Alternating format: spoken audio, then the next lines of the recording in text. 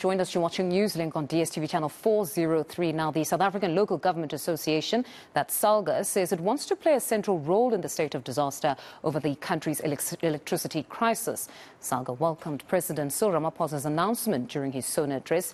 The association hopes this will help yield positive results and fix the energy crisis once and for all. Thamsanqa Ngubane, SALGA's working chairperson in electricity, energy and public works, joins us now for a bit more on this conversation. Thamsanqa, good morning and thank you very much for your time. So you have not only welcomed the declaration of the state of disaster, you're also hoping to play a central role. Talk to us about the role you plan to, or hope to play. Thanks very much. Remember that we are dealing with the consequences that are being produced by the shortage of the supply of energy is creating effects that collectively constitute what we call a disaster. So when we are responding, therefore, to the disaster, it is important that you bring all the stakeholders under one roof so that they can also contribute what needs to be done from their space and role angle.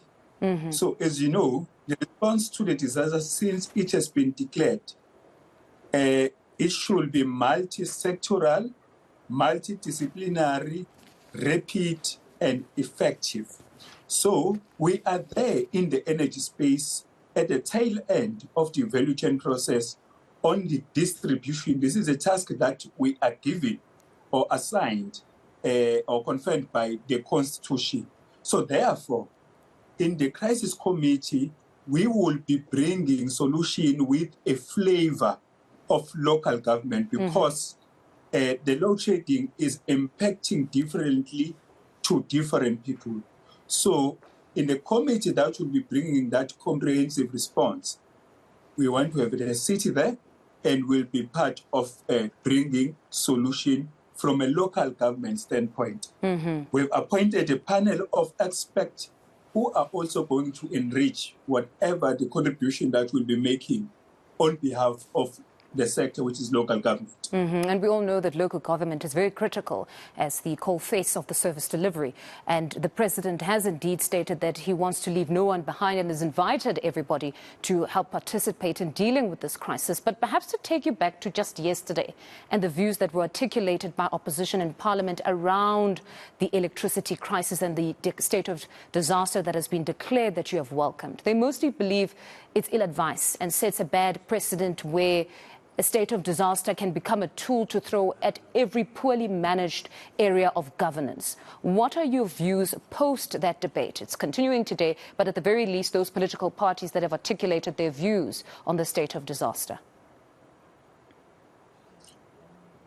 Well, I want to say, when we're having a conversation about serious matters that are seriously affecting the community, it's important that we separate the wood from the tree.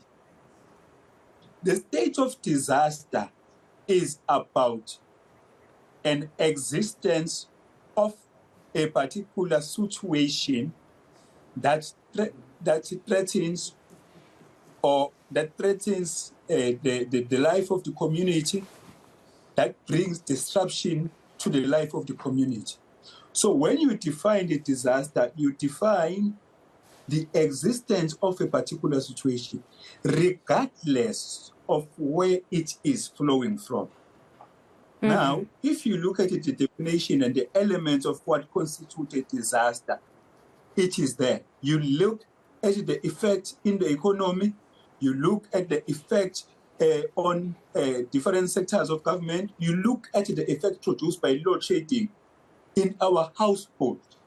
All of them, they tell you that the life of the community has been disrupted. So, Thamsanqa, apologies for interjecting. Yes. Apologies for interjecting there. I just want to get a summation of what you're saying. You can correct me if I'm wrong. What you're saying here is that the ends justify the means, that if the end goal is to rid the country of load shedding, it doesn't matter what the means, we have to get it done. Is that what you're saying? Exactly. And on top of that, I'm saying all the elements that must be there in the disaster are there, are produced by the load shedding. They are there. This is my argument.